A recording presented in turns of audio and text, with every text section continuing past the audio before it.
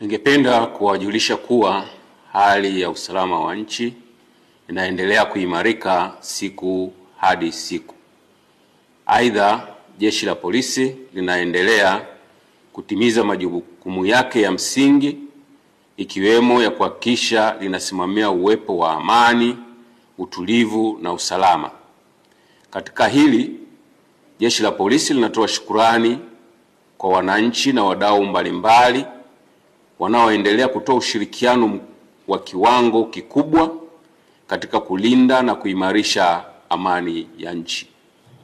Hata hivyo, kama Jeshi la Polisi lilivyoeleza katika taarifa yake ya tarehe 3 mwezi wa 12 2025 kwamba upo uhalifu unaoendelea kupangwa na kuhamasishwa kwenye mitandao ya kijamii na kwenye makundi ya baadhi ya watu wakihamasisha kile wanachokiita maandamano ya amani na yasiyo na kikomo kuanzia tarehe 9 mwezi wa 12 2025.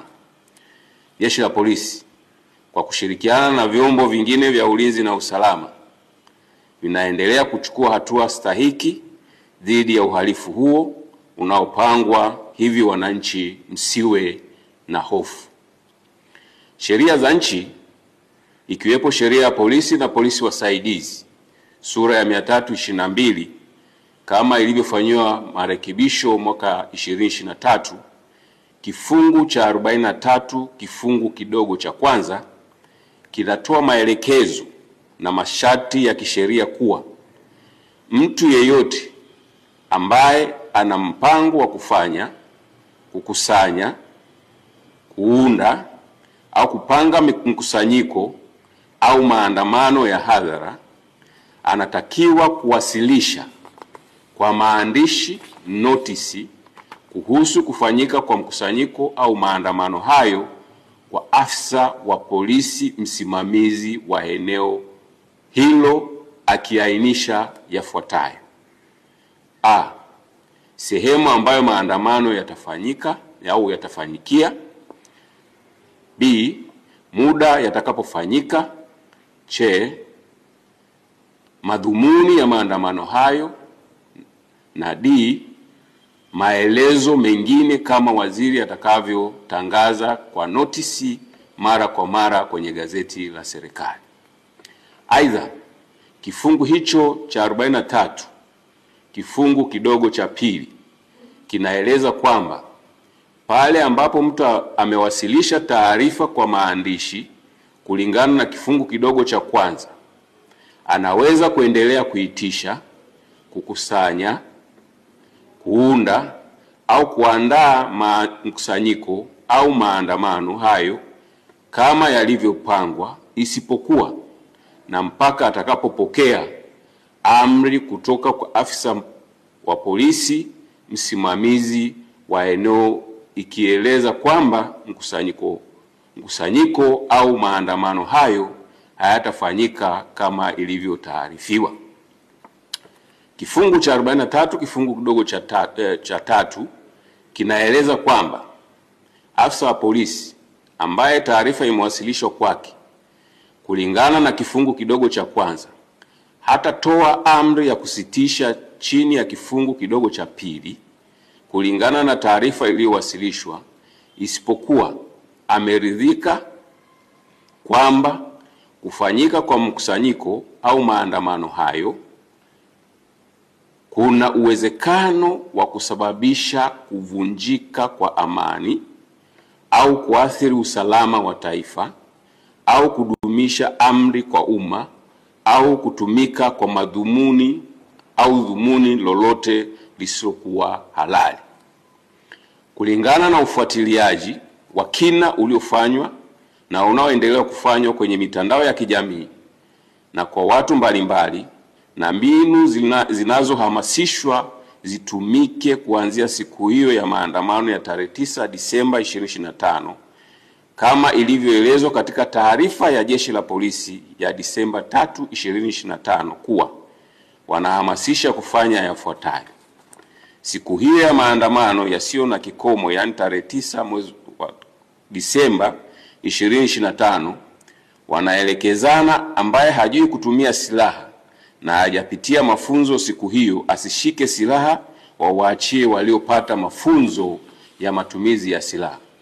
Kwa maana rahisi watu hawa wanazo silaha za kutimiza lengo ambalo wamekusudia. 2. Kupitia mitandao na klabu mbalimbali za mtandaoni wanahamasishana wahakikishe hakuna shughuli yoyote itakayokuwa inaendelea. 3. Pia wahakikishe wanaharibu na kuchoma moto minara yote ya mawasiliano ili nchi nzima ikose mawasiliano. 4. Wanahamasishana wahakikishe bandari ya Dar es Salaam haifanyi kazi, kwani watafunga barabara zote za kuingia na kutoka bandarini. 5. Siku hiyo na kuendelea wanahamasishana wafunge barabara zote za kuingia na kutoka katika mipaka yote ili kuhakikisha hakuna anayetoka au kuingia nchini. 6. Wanahamasishana kama vijana wakapore mali za watu kwa sababu wanacho kisingizio kuwa wana njaa. 7. Uhamasishaji huo umekwenda mbali zaidi kwa kuhamasisha siku hiyo waende pia kwenye mahospitali ili kuzuia huduma kwa wagonjwa zisitolewe, kwani wakifanya hivyo nchi itasimama. 8. Pia wanahamasishana kuwa watahakikisha wanawafuata popote walipo watumishi wa serikali ili wawadhuru. 9. Wakati hayo yakiendelea kwenye mitandao ya kijamii, tumesikia matamko mbalimbali na wanaoyatoa wanasema wanaohamasisha na wanaohamasishwa wakiandamana siku hiyo tutawakuta wamekatana vichwa huko mitaani. 10. Wapo wengine wameapa na kutamka watakaoandamana wasifike kwenye mitaa yao, kwani watawashughulikia ipasavyo. 11. Wengine wanasema hawatakubali tena kupata hasara walioipata tarehe 29 mwezi wa 10 2025 na siku hiyo na siku zilizofuata, hivyo watahakikisha tarehe 9 mwezi wa 12 2025 na kuendelea wanalinda maisha yao, familia zao na mali zao ili asitokee mtu wa kuwazuia kuendelea na shughuli zao. 12. Wengine wanauliza wanaohamasisha maandamano yasiyo na kikomo ni haki ya aina gani hiyo? Kwa sababu huwezi kujitangazia haki ambayo inavunja haki za wengine kwa kuwazuia wasiendelee na shughuli zao hasa zinazowapatia riziki ya kila siku. Kwani mtu anapotoka na akajihusisha au akajishughulisha katika shughuli halali ndio mkono unaingia kinywani. Ukinizuia kutoka unavunja haki zangu na unataka kuniua mimi kwa njaa pamoja na familia yangu na wategemezi wangu. Hivi sasa wameongeza lingine wakihamasishana siku hiyo wabebe petroli kwenye chupa. Hivyo kulingana na sheria ya polisi na polisi wasaidizi inayotoa maelekezo na masharti ya kufanya, kukusanya, kuunda au kufanya mkusanyiko au maandamano, na kutokana na mbinu za kihalifu ambazo zimebainika wakihamasishana kuzitumia kuanzia tarehe 9 Disemba 2025, maandamano hayo yanayopewa jina la maandamano ya amani na yasiyo na kikomo yamekosa sifa za kisheria za kuyaruhusu kufanyika. Na kwa kuwa yametangazwa kufanyika nchi nzima na wanaohamasisha hawana anwani maalum zaidi ya kuona namba nyingi za simu za mataifa ya nje ya Tanzania na za ndani ya Tanzania, akaunti za mitandaoni za nje na ndani ya nchi ambapo wamiliki wake ndio wanaohamasisha maandamano hayo, na kwa kuwa hakuna barua yoyote iliyofikishwa au kupokelewa na ofisi yoyote ile ya mkuu wa polisi wilaya hapa nchini ya kutoa taarifa ya kufanyika maandamano hayo hadi leo, Jeshi la Polisi linapiga marufuku maandamano hayo yaliyopewa jina la maandamano ya amani yasiyo na kikomo yasifanyike.